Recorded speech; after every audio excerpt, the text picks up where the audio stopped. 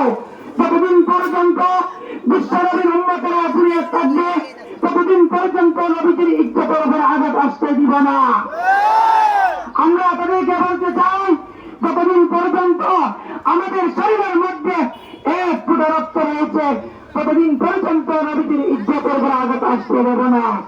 সম্মানিত তাওহীদি জনতা, আজকে আমরা এই সমাবেশ থেকে ভারতের নরেন্দ্র মোদীকে বলতে চাই, তুমি এই সমস্ত নাস্তিকদেরকে 24 ঘন্টার ভিতরে ফাঁসির কাছে ঝোলানোর তুমি প্রস্তুতি নেও না হয় সারা দুনিয়ার সমস্ত মুসলমান এক হয়ে তোমাকে এবং তোমার ভারতবর্ষকে মাটির মধ্যে মিটিয়ে দেব ইনশাআল্লাহ।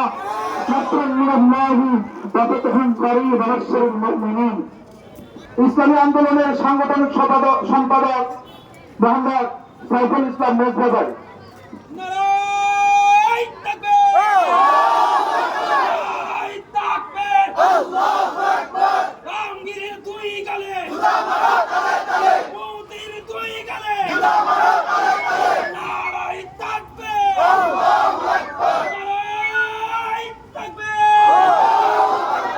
আসসালামু আলাইকুম ওয়া রাহমাতুল্লাহি ওয়া বারাকাতুহু।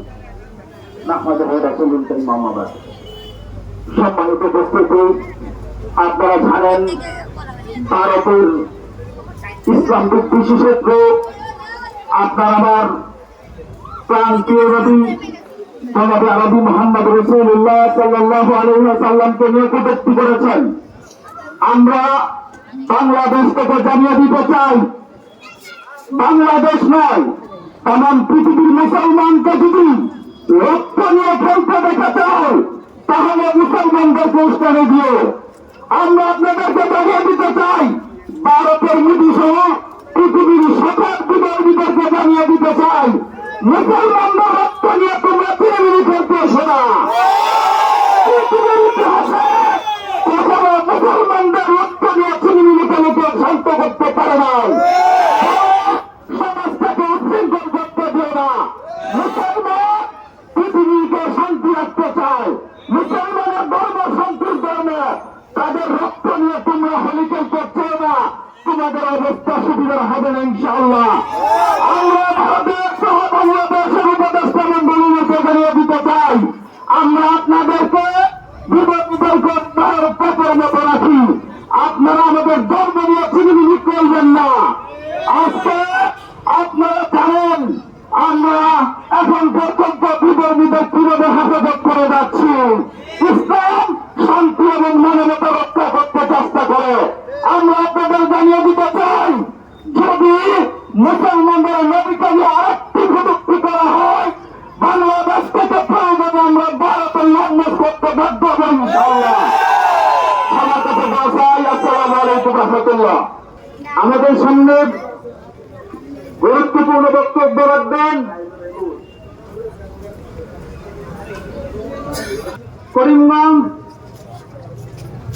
যুব মজলিসের বিপ্লবী সভাপতি হযরত মাওলানা মামুনুর রশিদ। করিমগঞ্জ খেলাফত যুব মজলিসের বিপ্লবী সভাপতি মাওলানা মামুনুর রশিদ। বিসমিল্লাহির রহমানির রহিম।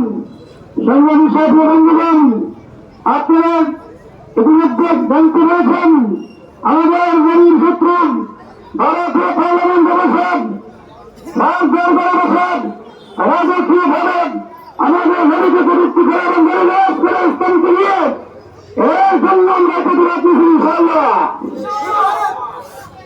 আমাদের যত মানুষ ইতিপূর্বে এবং নদীর উপর দুশ্মনী করে নদীকে গালিগালাজ করে তারা কোনদিন উপরে উঠতে পারেন, আল্লাহ রাসূল সাল্লাল্লাহু আলাইহি ওয়াসাল্লামের উপর প্রযুক্তি করে কেউ উপরে উঠতে পারেন।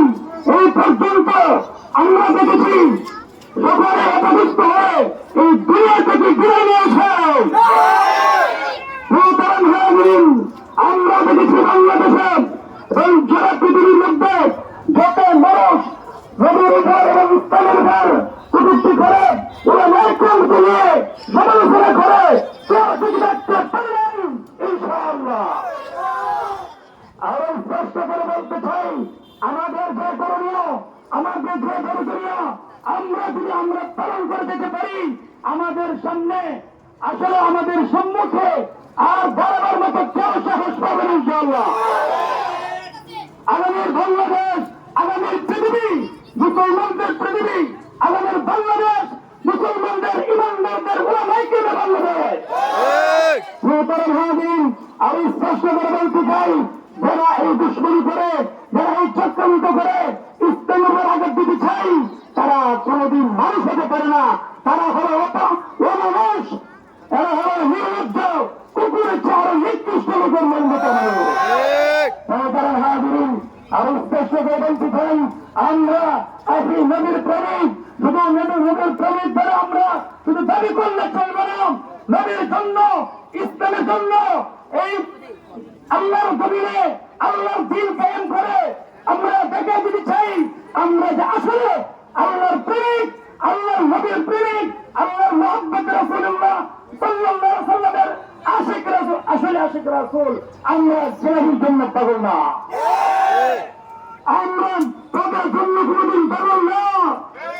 আমরা আমাদের এই পথ নিতে চাই না।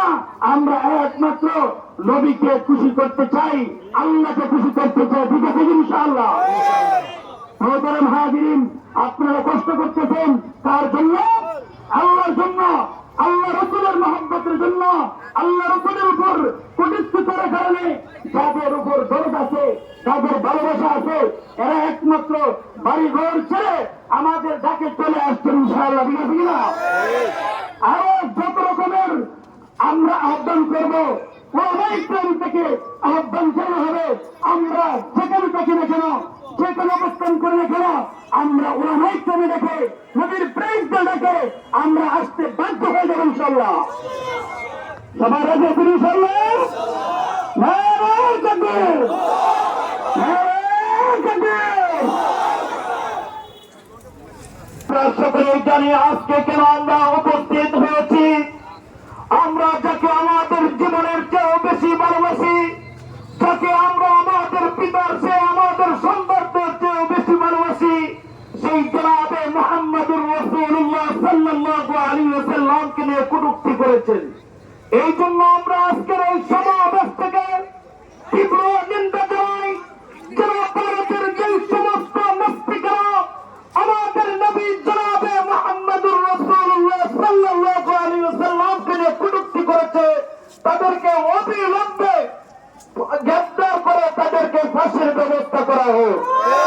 এই পর্যায়ে আপনাদের সামনে বক্তব্য নিয়ে আসছেন সংগ্রামী তাওহীদি জনতার আহ্বায়ক হযরত মাওলানা মুস্তাকিম বিল্লাহ জিহাদি। نحمده ونصلي على رسوله الكريم أما بعد فأعوذ بالله من الشيطان الرجيم بسم الله الرحمن الرحيم وما أرسلناك إلا رحمة للعالمين। সম্মানিত তাওহীদি জনতা, মুসলমানদের হৃদয় স্পন্দন আল্লাহ নবী মুহাম্মদ রাসূলুল্লাহ সাল্লাল্লাহু আলাইহি ওয়াসাল্লামের কটূক্তিকারীর বিরুদ্ধে আজকের এই বিক্ষোভ সমাবেশ। আপনারা জানেন, ভারতের রামগিরি আর নিতাশ রায় ওরা আমার রাসূল করিম সাল্লাল্লাহু আলাইহি ওয়াসাল্লামের বিরুদ্ধে কটূক্তি করেছেন। মুসলমানরা স্পষ্ট ভাষায় আমরা জানিয়ে দিতে চাই, তো শুধু ভারতে না, বিশ্বের কোথাও যদি আমার রাসূলকে অপমান করে কেউ কোনো কথা বলে, মুসলমানেরা সেখানেই তার প্রতিবাদ করবে। আমার ভাইরা, স্পষ্ট ভাষায় বলে দিতে চাই, আমার রাসূল সৌন্দর্যের দিক দিয়ে ছিলেন এক নম্বর, আমার রাসূল নেতার দিক দিয়ে ছিলেন এক নম্বর, আমার রাসূল ভাষার দিক দিয়ে ছিলেন এক নম্বর, আমার রাসূল শিক্ষার দিক দিয়ে ছিলেন এক নম্বর। সুতরাং আমার রাসূলের জন্য হয়তো পৃথিবীর মিডল পয়েন্টে এমন নবীকে দিয়ে কেউ যদি কটূক্তি করে, তার জিহ্বা কেটে কুকুরকে কেটে দেওয়া হবে।